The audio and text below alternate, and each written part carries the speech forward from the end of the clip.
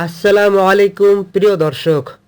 সত্যের সন্ধানকারী সাহাবী হজরত সালমান ফার্সি রাদিয়াল্লাহু তাআলা আনহু-এর জীবনের সমস্ত উল্লেখযোগ্য ঘটনা এই একটি ভিডিওর মাধ্যমে আপনারা জানতে চলেছেন, যার অনেক কিছুই হয়তো আপনাদের আগে জানা ছিল না। সালমান ফার্সি রাদিয়াল্লাহু তাআলা আনহু-এর জন্ম ও বংশ পরিচয়। হজরত সালমান রাদিয়াল্লাহু তাআলা আনহু-এর জন্ম পারস্যের ইস্পাহান অঞ্চলের জাইয়ান এলাকার নিকটবর্তী একটি গ্রামে।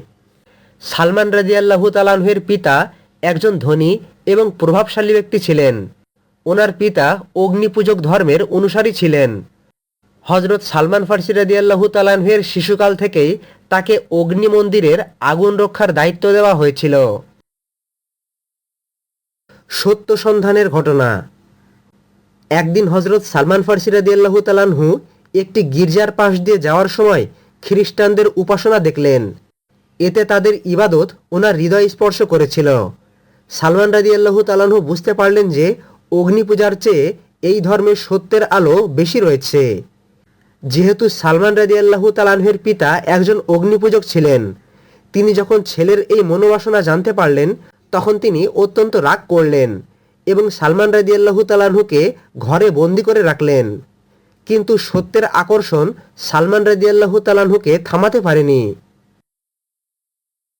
বাড়ি ছেড়ে যাত্রা করার ঘটনা। একদিন সুযোগ পেয়ে সালমান রাদিয়াল্লাহু তাআলা আনহু বাড়ি থেকে পালিয়ে সিরিয়াগামী একটি কাফেলার সঙ্গে চলে গেলেন। সেখানে তিনি একজন খ্রিস্টান ধর্মগুরুর কাছে থাকলেন। কিন্তু পরবর্তীতে সালমান রাদিয়াল্লাহু তাআলা আনহু বুঝতে পারলেন যে ওই ধর্মগুরু একজন অসৎ ব্যক্তি ছিলেন। এরপর যখন সেই ধর্মগুরু মৃত্যুবরণ করল তখন সালমান রাদিয়াল্লাহু তাআলা আনহু অন্য আরেকজন নেককার আলেমের কাছে চলে গেলেন। এভাবেই তিনি একের পর এক নেককার খ্রিস্টান আলেমের সান্নিধ্যে ছিলেন এবং তিনি সত্যের সন্ধান চালিয়ে গিয়েছিলেন। শেষ ধর্মগুরুর ভবিষ্যৎবাণী। হজরত সালমান রাদিয়াল্লাহু তাআলা আনহু সর্বশেষ যেই আলেমের কাছে ছিলেন তিনি তাকে বলেছিলেন, এখন পৃথিবীতে আমাদের দিনের উপর আর কেউ অবশিষ্ট নেই, তবে খুব শীঘ্রই আরব দেশে একজন শেষ নবী আগমন করবেন। সেই নবী খেজুর বাগান সমৃদ্ধ অঞ্চলে হিজরত করবেন। তিনি সাদকার খাবার গ্রহণ করবেন না, তিনি হাদিয়া গ্রহণ করবেন, আর ওনার দুই কাঁধের মাঝখানে নবুয়তের মোহর থাকবে। হজরত সালমান রাদিয়াল্লাহু তাআলা আনহু-এর ধর্মগুরু এই নিদর্শনগুলো তাকে জানিয়ে দিয়েছিলেন। আর এই নিদর্শনগুলো মনে রেখে সালমান রাদিয়াল্লাহু তাআলা আনহু আরবের উদ্দেশ্যে রওনা হলেন। প্রতারণা ও দাসত্বের ঘটনা। আরবের দিকে যাওয়ার পথে একদল লোক সালমান রাদিয়াল্লাহু তাআলা আনহু-এর সাথে প্রতারণা করল। তারা তাকে দাস হিসাবে অন্য লোকদের কাছে বিক্রি করে দিল। প্রথমে সালমান রাদিয়াল্লাহু তাআলা আনহু একজন ইহুদির দাস হয়েছিলেন। পরে তাকে মদিনার বনু কুরাইজা গোত্রের আরেক ইহুদির কাছে বিক্রয় করা হয়েছিল। এভাবেই আল্লাহ তাআলার ইচ্ছায় হজরত সালমান ফার্সি রাদিয়াল্লাহু তাআলা আনহু সেই শহরে পৌঁছালেন যেখানে নবী সাল্লাল্লাহু আলাইহি ওয়াসাল্লাম হিজরত করবেন, অর্থাৎ অবশেষে তিনি মদিনায় পৌঁছে গেলেন। এদিকে রাসূলুল্লাহ সাল্লাল্লাহু আলাইহি ওয়াসাল্লামও মক্কা থেকে মদিনায় হিজরত করলে সালমান ফার্সি রাদিয়াল্লাহু তাআলা আনহু সেই খবর পেয়েছিলেন। তিনি শেষ ধর্মগুরুর বলে দেওয়া নিদর্শনগুলো পরীক্ষা করার জন্য সিদ্ধান্ত নিলেন। প্রথম পরীক্ষা সদকা। হজরত সালমান ফার্সি রাদিয়াল্লাহু তাআলা আনহু রাসূলুল্লাহ সাল্লাল্লাহু আলাইহি ওয়াসাল্লাম সত্য নবী কিনা সেটা পরীক্ষা করার জন্য ওনার কাছে কিছু খাবার নিয়ে আসলেন এবং বললেন, এটি সদকা। তখন রাসূলুল্লাহ সাল্লাল্লাহু আলাইহি ওয়াসাল্লাম নিজে সেটা খেলেন না, বরং সাহাবীদেরকে খেতে দিলেন। এতে সালমান ফার্সি রাদিয়াল্লাহু তাআলা আনহু বুঝলেন প্রথম নিদর্শন সত্য। দ্বিতীয় পরীক্ষা হাদিয়া। পরের দিন সালমান ফার্সি রাদিয়াল্লাহু তাআলা আনহু আবার খাবার নিয়ে আসলেন এবং রাসূলুল্লাহ সাল্লাল্লাহু আলাইহি ওয়াসাল্লামকে বললেন, এটি হাদিয়া। এবার রাসূলুল্লাহ সাল্লাল্লাহু আলাইহি ওয়াসাল্লাম নিজেও খেলেন এবং সাহাবীদেরকেও খেতে দিলেন। আর সালমান ফার্সি রাদিয়াল্লাহু তাআলা আনহুরও দ্বিতীয় নিদর্শন মিলে গেল। তৃতীয় পরীক্ষা নবুয়তের মোহর। এরপর এক জানাজায় সালমান ফার্সি রাদিয়াল্লাহু তাআলা আনহু রাসূলুল্লাহ সাল্লাল্লাহু আলাইহি ওয়াসাল্লামের পেছনে ঘোরাঘুরি করতে থাকলেন। রাসূলুল্লাহ সাল্লাল্লাহু আলাইহি ওয়াসাল্লাম তার উদ্দেশ্য বুঝতে পারলেন। এবং তিনি নিজের চাদর কিছুটা সরিয়ে দিলেন। এতে সালমান রাদিয়াল্লাহু তাআলাহু নবী সাল্লাল্লাহু আলাইহি ওয়াসাল্লামের কাঁধে নবুয়তের মোহর দেখে সঙ্গে সঙ্গে কেঁদে ফেললেন। তিনি রাসূলুল্লাহ সাল্লাল্লাহু আলাইহি ওয়াসাল্লামের হাতে চুম্বন করলেন এবং ইসলাম গ্রহণ করলেন। দীর্ঘ বছরের সত্যের অনুসন্ধানের পর অবশেষে তিনি সত্যের সন্ধান পেয়ে গেলেন। দাসত্ব থেকে মুক্তির ঘটনা। হযরত সালমান ফারসি রাদিয়াল্লাহু তাআলাহু তখনও দাস ছিলেন। রাসূলুল্লাহ সাল্লাল্লাহু আলাইহি ওয়াসাল্লাম সাহাবীদের নিয়ে তার মুক্তির ব্যবস্থা করলেন। মুক্তিপণের শর্ত ছিল নির্দিষ্ট সংখ্যক খেজুর গাছ রোপণ করতে হবে আর নির্দিষ্ট পরিমাণ স্বর্ণ প্রদান করতে হবে। এতে রাসূলুল্লাহ সাল্লাল্লাহু আলাইহি ওয়াসাল্লাম নিজ হাতে খেজুর গাছ রোপণ করেছিলেন। আল্লাহর রহমতে সমস্ত গাছ বেঁচে গিয়েছিল এবং পরবর্তীতে সালমান রাদিয়াল্লাহু তাআলাহু দাসত্ব থেকে মুক্তি পেয়ে স্বাধীনতা লাভ করেছিলেন। খন্দক যুদ্ধের শ্রেষ্ঠ ঘটনা। এরপর পঞ্চম হিজরিতে মক্কার কুরাইশ, গাতাফান এবং আরও কয়েকটি গোত্র মিলে প্রায় 10,000 সৈন্য নিয়ে মদিনার মুসলমানদের উপর আক্রমণের পরিকল্পনা করল। তখন মুসলমানদের সংখ্যা ছিল প্রায় 3,000 মতো। এতে মহানবী সাল্লাল্লাহু আলাইহি ওয়াসাল্লাম কিভাবে মদিনা রক্ষা করা যাবে এই বিষয় নিয়ে সাহাবীদের সাথে পরামর্শ করলেন। তখন হযরত সালমান ফারসি রাদিয়াল্লাহু তাআলাহু বললেন, হে আল্লাহর রাসূল, আমাদের পারস্যে শত্রুরা যখন আক্রমণ করে তখন শহরের চারিদিকে পরিখা বা খন্দক খনন করা হতো। আরবের কাছে এটি ছিল সম্পূর্ণ নতুন একটি সামরিক কৌশল। রাসূলুল্লাহ সাল্লাল্লাহু আলাইহি ওয়াসাল্লাম সঙ্গে সঙ্গে সালমান ফারসি রাদিয়াল্লাহু তাআলাহু এর এই পরামর্শ গ্রহণ করলেন। এরপর মুসলমানরা মদিনার উন্মুক্ত দিক জুড়ে বিশাল পরিখা বা গর্ত খনন করলেন। এই কৌশলের কারণে শত্রুরা আর শহরের ভিতর প্রবেশ করতে পারল না এবং শেষ পর্যন্ত তারা ব্যর্থ হয়ে ফিরে গেল। ইসলামের ইতিহাসে খন্দক খননের ঘটনা ছিল একটি যুগান্তকারী সামরিক সাফল্য, যেটার মূল পরামর্শদাতা ছিলেন হযরত সালমান ফারসি রাদিয়াল্লাহু তাআলাহু। খন্দক খননের সময় অলৌকিক ঘটনা। মুসলমানরা যখন খন্দক বা গর্ত খনন করছিল তখন খুঁড়তে খুঁড়তে এক পর্যায়ে বিশাল একটি শক্ত পাথর কাজের মধ্যে বাধা হয়ে দাঁড়ালো।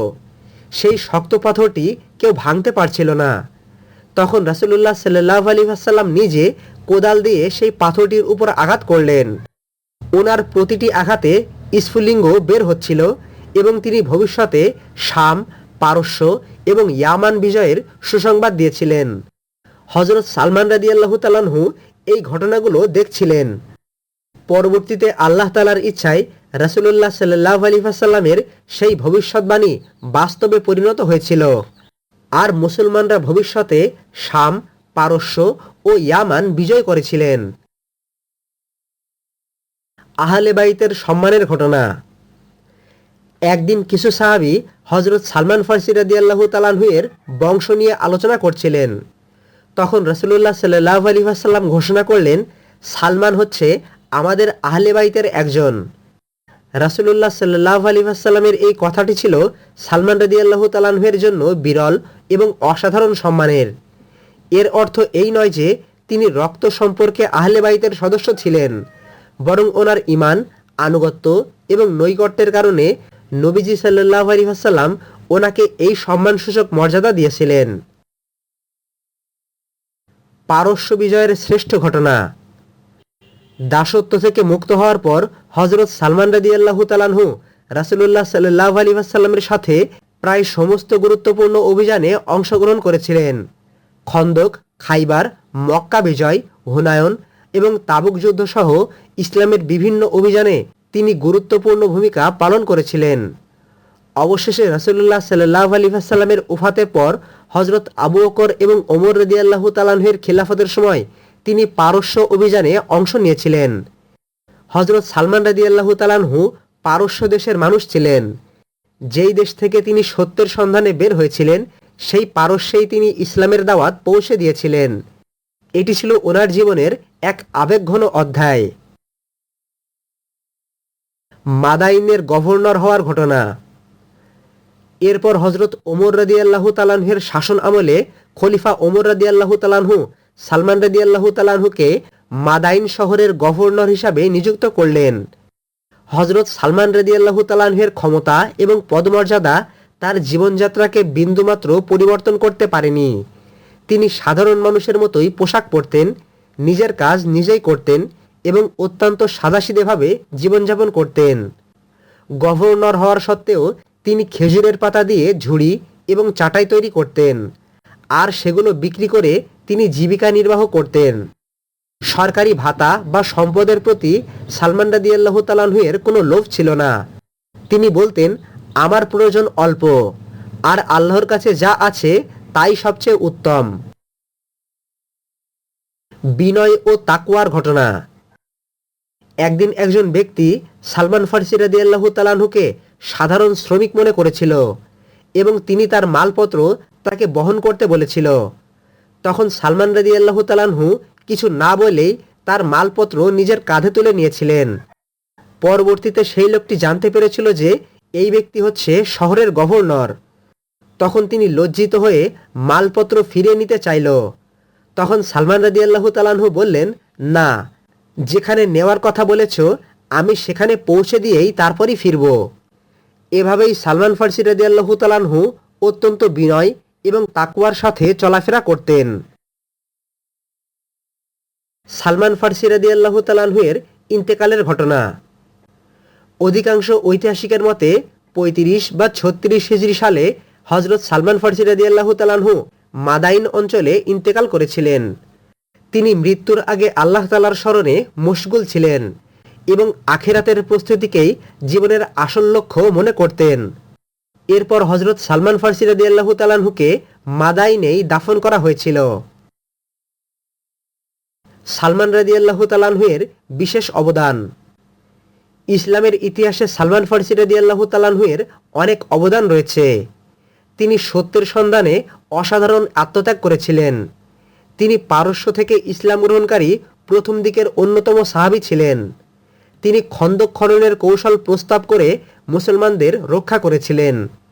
তিনি রাসূলুল্লাহ সাল্লাল্লাহু আলাইহি ওয়াসাল্লামের ঘনিষ্ঠ সাহচর্য লাভ করেছিলেন। তিনি ইসলামের শিক্ষা পারস্য অঞ্চলে ছড়িয়ে দিতে ভূমিকা রেখেছিলেন। আর তিনি বিনয়, ইখলাস এবং দুনিয়াবিমুখ জীবনের আদর্শ স্থাপন করেছিলেন। সালমান রাদিয়াল্লাহু তাআলা আনহু-এর জীবনের শ্রেষ্ঠ শিক্ষা। হজরত সালমান ফার্সি রাদিয়াল্লাহু তাআলা আনহু-এর জীবন আমাদের শেখায় যে সত্যের সন্ধানে আন্তরিক প্রচেষ্টা কখনো বৃথা যায় না। একজন অগ্নিপূজক পরিবারের সন্তান থেকে তিনি ইসলামের অন্যতম একজন শ্রেষ্ঠ সাহাবীতে পরিণত হয়েছিলেন। দীর্ঘ ভ্রমণ, দাসত্ব, কষ্ট এবং পরীক্ষার পরও আল্লাহ তাআলা তাকে শেষ নবী মুহাম্মদ সাল্লাল্লাহু আলাইহি ওয়াসাল্লামের সান্নিধ্যে পৌঁছে দিয়েছিলেন। সালমান রাদিয়াল্লাহু তাআলা আনহু-এর জ্ঞানের মাধ্যমে আল্লাহ তাআলা খন্দক যুদ্ধে মুসলমানদের রক্ষা করেছিলেন। হজরত সালমান রাদিয়াল্লাহু তাআলা আনহু-এর জীবনী আমাদের শেখায় সত্যের জন্য কষ্ট স্বীকার করতে হবে। জন্ম বা বংশ নয়, বরং তাকওয়াই হচ্ছে মানুষের মর্যাদার মাপকাঠি। জ্ঞান অর্জনের জন্য দীর্ঘ পথ পাড়ি দিতেও প্রস্তুত থাকতে হবে। ভালো পরামর্শ একটি জাতির ইতিহাস বদলে দিতে পারে। আর দুনিয়ার পদমর্যাদা নয়, বরং আল্লাহ তাআলার সন্তুষ্টিতেই প্রকৃত সফলতা। আল্লাহ তাআলা আমাদের সকলকে সালমান ফার্সি রাদিয়াল্লাহু তাআলা আনহু-এর জীবনী থেকে শিক্ষা নেয়ার তৌফিক দান করুন। আমিন। কোরআন সুন্নাহের রেফারেন্স সহ প্রতিনিয়ত ইসলামিক ভিডিও পেতে আমাদের চ্যানেলের সঙ্গে সংযুক্ত থাকুন। আসসালামু আলাইকুম ওয়া রাহমাতুল্লাহি ওয়া বারাকাতুহু।